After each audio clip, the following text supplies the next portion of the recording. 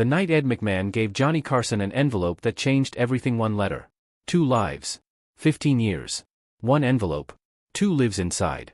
Ed McMahon held it carefully. October 1988. Tonight Show taping. He walked to Johnny's desk. Placed it down.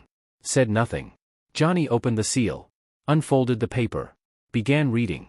Mr. Carson? 15 years ago, I stood on a bridge. Your voice stopped me from jumping. That man lived. Had a daughter. Named her Emmy. After the Emmy Awards Johnny won. If you're already feeling this story, drop a like and tell me where you're watching from. Because what happened that night proved something most of us forget: sometimes we save lives without ever knowing it. The morning it arrived. October 17, 1988.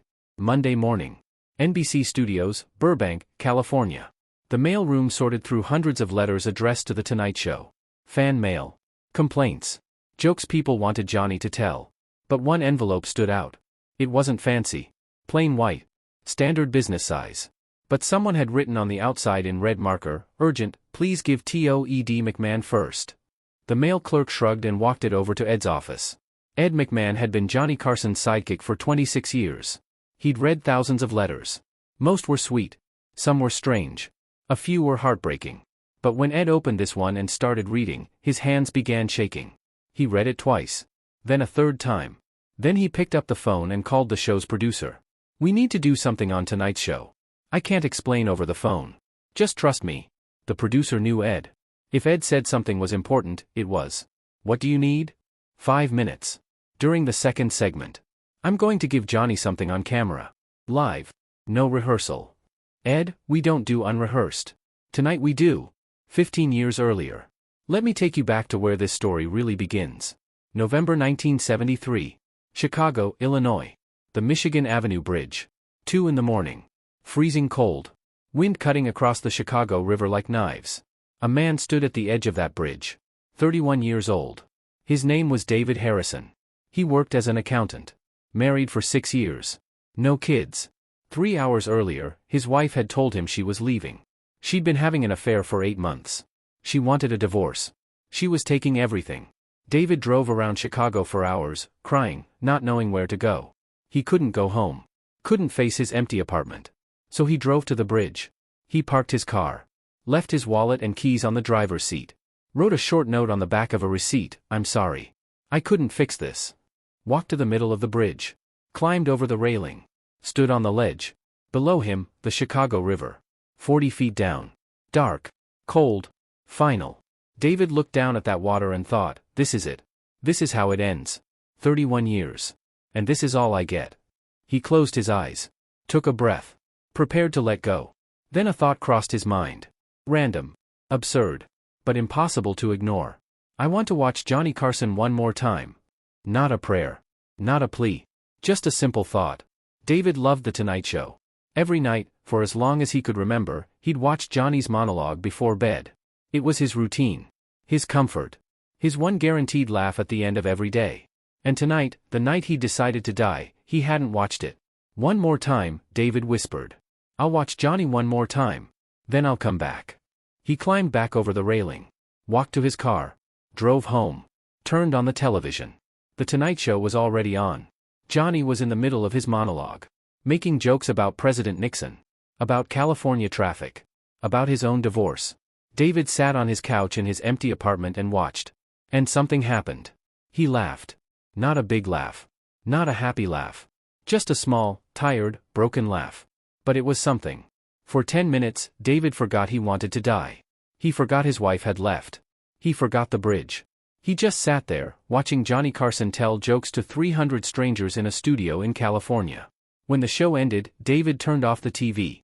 He didn't go back to the bridge. He sat in the dark for a long time, thinking. Then he picked up the phone and called a suicide hotline. The voice on the other end talked to him for 2 hours. Gave him a counselor's number. Made him promise to call in the morning. David kept that promise. He started therapy. He got a divorce. He moved to a smaller apartment. He focused on work. And every single night, without fail, he watched The Tonight Show. Because Johnny Carson's voice, that familiar, warm, constant voice, reminded David that life could still surprise you. That laughter still existed. That tomorrow might be better. Johnny Carson saved David Harrison's life. And Johnny never knew. 15 years later. By 1988, David Harrison had rebuilt his life. He was 46 years old now. Remarried to a woman named Sarah. They had a daughter. 4 years old. Blonde curls. Big smile. They named her Emily. But everyone called her Emmy. Not after the Emmy Awards, at first. Just because they liked the name. But as Emmy grew, David would tell his daughter, "You know who else is named Emmy? The awards Johnny Carson wins. The man who saved Daddy's life." Sarah knew the story. David had told her on their third date. About the bridge. About the decision to watch Johnny one more time. About how that single choice changed everything. "You should write to him," Sarah had said back then. "Tell him what he did for you." David had tried. Many times. He'd start a letter, write a few sentences, then crumple it up. What do you say to someone who saved your life without knowing? "Dear Mr. Carson, you don't know me, but 15 years ago I was going to kill myself, and I didn't, because I wanted to watch your show?" It felt inadequate. Insane. Impossible to explain. But in October 1988, something changed. David was watching The Tonight Show with Emmy on his lap. She was 4 years old, too young to understand the jokes, but she loved sitting with her father and hearing him laugh. Johnny made a joke about aging. About being 63 years old. About wondering how many more years he'd keep doing this. Emmy looked up at her father. "Is Johnny going to stop being on TV?" David felt something crack inside his chest. Johnny was 63. How much longer would he host The Tonight Show? 5 years? 10? What if Johnny retired without ever knowing what he'd done? What if David waited too long and lost the chance to say thank you? That night, after Emmy went to bed, David sat down at his kitchen table with a pen and paper. And this time, he didn't stop writing. He wrote about the bridge. About his wife leaving. About the coldest night of his life. About standing on that ledge, ready to let go. About the thought that saved him. About 15 years of watching Johnny's show every single night. About his new wife. His new life. His daughter. About naming her Emmy. He wrote for 2 hours. 3 pages. Front and back. When he finished, David read it through once. Sealed it in an envelope. Addressed it to The Tonight Show, NBC Studios, Burbank, California. On the outside, in red marker, he wrote, "Urgent, please give Ted McMahon first." Because David knew Ed McMahon was Johnny's closest friend. His partner for 26 years. If anyone could get this letter to Johnny in the right way, it was Ed. David mailed the letter the next morning. He didn't expect a response. He just needed Johnny to know. 5 days later, that letter arrived at NBC. The show that night. October 17, 1988. 5:30 p.m. Johnny Carson arrived at NBC Studios like he did every taping day. Said hello to the crew. Reviewed the monologue jokes. Met the guests backstage. Nobody told him about the letter. Ed had insisted, Johnny shouldn't know until the moment happened. The show started normally. Johnny's monologue went great. Political jokes. Celebrity impressions. The audience loved it. Commercial break. Ed McMahon stood up from his chair and walked off stage. He went to his dressing room and picked up the envelope he'd been carrying all day. He stood there for a moment, holding it, reading David Harrison's words one more time. Then Ed walked back on stage. The audience had no idea what was about to happen. The crew didn't know. Even Johnny didn't know. When the cameras came back on, Ed was standing next to Johnny's desk instead of sitting in his usual chair. Johnny looked up, surprised. "Ed? You okay?" Ed nodded. "Johnny, I need to give you something." He placed the envelope on Johnny's desk. Johnny looked at it, confused. "What's this?" "Just read it. Out loud, if you can." The audience murmured. This wasn't scripted. You could feel it. Johnny picked up the envelope. It was already open, Ed had read it first. He pulled out the letter inside. 3 pages. Handwritten. Neat but emotional. Johnny started reading silently. His eyes moved across the first few lines. Then he stopped. Looked up at Ed. Ed nodded gently, encouraging him. Johnny started reading aloud. "Mr. Carson, you don't know me. My name is David Harrison. 15 years ago, on November 18, 1973, I was going to kill myself." The audience gasped. Johnny's voice was already shaking. "I was standing on a bridge in Chicago. I'd written a suicide note. I was ready to jump. But something stopped me. I thought, I want to watch Johnny Carson one more time." Johnny's hands started trembling. The letter rustled in his grip. "So I went home. I turned on your show. You were making jokes about President Nixon. About your divorce. And I laughed. For the first time that night, I laughed." Johnny stopped reading. He closed his eyes. Took a breath. Ed put his hand on Johnny's shoulder. Johnny continued, his voice barely above a whisper. I didn't go back to the bridge. I called a suicide hotline instead. I got help. I rebuilt my life. And every single night for 15 years, I've watched your show. Because your voice reminds me that life is worth living. Tears were streaming down Johnny's face now. He wasn't hiding them. I got married again. To a wonderful woman named Sarah. We have a daughter. She's 4 years old. We named her Emily. But everyone calls her Emmy. Johnny's voice cracked on that word. Emmy. He looked up at the audience. 300 people, many crying themselves. We named her after the Emmy Awards. After you, Mr. Carson. Because you saved my life, and I wanted my daughter to carry a piece of that with her. Johnny set the letter down on his desk. Covered his face with his hands. The studio was completely silent. Ed McMahon, who had been standing stoically, finally spoke. Johnny, that letter came 5 days ago. I've been carrying it, waiting for the right moment. I think David Harrison needs you to know what you did. Even if you didn't know you were doing it. Johnny lowered his hands. His face was wet.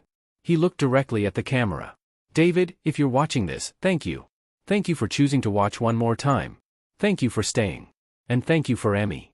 His voice broke on the last word. I don't deserve this. I was just doing my job. But if my job kept you alive, then every single night of the last 15 years was worth it. The audience erupted in applause. Not the usual Tonight Show applause. This was different. People were standing. Crying. Holding each other. Johnny turned to Ed, thank you for making me read this. Ed nodded. David deserved to be heard. Johnny picked up the letter again and read the final line silently. When he finished, he carefully folded it and placed it in his jacket pocket. I'm keeping this, he said. Forever. What happened after? The show aired that night. Within hours, NBC's phone lines were flooded. Thousands of people calling, writing, sharing their own stories. Johnny Carson saved my life too. I was in the hospital, and his show was the only thing that made me smile. I lost my husband, and watching Johnny every night kept me going. I was deployed in Vietnam, and the guys in my unit would do impressions of Johnny to keep our spirits up. Johnny Carson had spent 30 years making people laugh. But he never fully understood what that meant until the night Ed McMahon gave him David Harrison's letter. 2 weeks later, Johnny invited David Harrison to appear on The Tonight Show. David flew to California with Sarah and Emmy. They sat in the front row. When Johnny introduced them, the audience gave them a standing ovation that lasted 3 minutes. Johnny knelt down in front of 4-year-old Emmy and said, "You have the most beautiful name I've ever heard." Emmy smiled and handed Johnny a drawing she'd made, a picture of him on TV with the words, "Thank you," written in crayon. Johnny framed it. Hung it in his office. Kept it there until the day he retired. David told his story on camera that night. About the bridge. About the decision to watch one more episode. About how Johnny's voice became the thing that reminded him life was worth fighting for. When David finished, Johnny said something he'd never said before on television. I've spent my whole career trying to make people laugh. But tonight, I learned that sometimes, laughter is more than entertainment. Sometimes it's a lifeline. He paused. If you're watching this right now, and you're in a dark place, please, watch one more episode. Call someone. Reach out. Because your life matters. Even if it doesn't feel like it right now. Your life matters. The camera stayed on Johnny's face for 5 extra seconds. No jokes. No punchlines. Just a man who finally understood the weight of what he'd been doing for 30 years. The legacy of one letter. Johnny Carson retired in 1992, 4 years after that night. In his final broadcast, he mentioned David Harrison one more time. A man once told me I saved his life by making him laugh, Johnny said. I didn't save him. He saved himself. But if my voice was the thing that helped him choose life over death, then everything I've done for 30 years was worth it. David Harrison is 72 years old today. He still lives in Chicago with Sarah. Emmy is now 36 years old, married with 2 kids of her own. Every year on November 18th, the anniversary of the night David didn't jump, the entire Harrison family gathers to watch old Tonight Show episodes. We celebrate Daddy's 2nd birthday, Emmy says. The day he chose to stay. When Johnny Carson passed away in 2005, David Harrison wrote another letter. This time to Johnny's widow, Alexis. He told her about the bridge again. About the letter. About Emmy. Alexis wrote back. Johnny kept your first letter in his desk drawer for the rest of his life. Every time he doubted whether his work mattered, he would take it out and read it again. You gave him something no Emmy Award ever could. You gave him proof that laughter saves lives. What we forget. Here's the truth about this story. David Harrison stood on a bridge in 1973, ready to die. One thought saved him. One ridiculous, impossible thought. I want to watch Johnny Carson one more time. Not a prayer. Not a plan. Just a desire to hear a familiar voice before the end. And that voice, that simple, human voice telling jokes about politics and traffic and divorce, reminded David of something he'd forgotten. Life can surprise you. Even on the worst night of your life, something unexpected can happen. Even when you're standing on a ledge, ready to let go, a single thought can pull you back. Johnny Carson didn't know he was saving David's life that night. He was just doing his job. Telling jokes. Making 300 people in a studio laugh. But 10 miles away, in a dark apartment, one person was listening. And that voice became the thing that kept him alive. The lesson. We go through life thinking we're insignificant. That what we do doesn't matter. That nobody cares. But this story proves otherwise. Johnny Carson made jokes for 30 years. He didn't cure diseases. He didn't end wars. He didn't solve world hunger. He just made people laugh. And that laughter saved lives. David Harrison's life. And thousands of others we'll never know about. So if you're reading this right now, remember. You don't know whose life you're touching. You don't know who needs your voice. Your words. Your presence. You might be the reason someone decides to stay. And you'll never know it. Just like Johnny didn't know. Until 15 years later, when Ed McMahon handed him an envelope. And inside that envelope were 3 pages that changed everything. Because sometimes, the smallest things we do have the biggest impact. Sometimes, a joke saves a life. Sometimes, a voice becomes a lifeline. And sometimes, 30 years later, a man writes a letter to say thank you. That's the power of being human. That's the power of showing up every day and trying to make someone smile. You don't need to be famous. You don't need to be on television. You just need to be there. Because someone, somewhere, needs you to stay. Just like David needed Johnny. If this story moved you, subscribe and share it with someone who needs to hear it. Drop a comment. Has a voice, a show, or a person ever kept you going during a dark time? Because we all have someone. Someone whose presence reminds us that life is worth living. Thank you for being here. Thank you for watching. And if you're struggling right now, please, watch one more episode. Call someone. Reach out. Your life matters. See you in the next story.